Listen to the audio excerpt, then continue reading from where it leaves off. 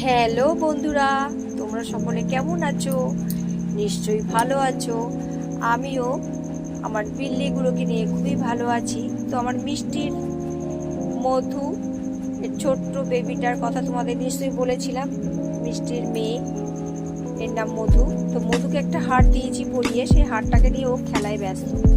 তো দেখো কেমন খেলা করছে।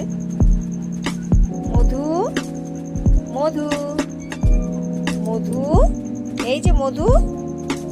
তো বন্ধুরা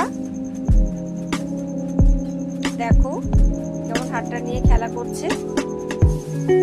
মধুকে তোমাদের কেমন লাগছে কমেন্ট করো, লাইক করো আর সাবস্ক্রাইব করে আমাদের পাশে থেকো।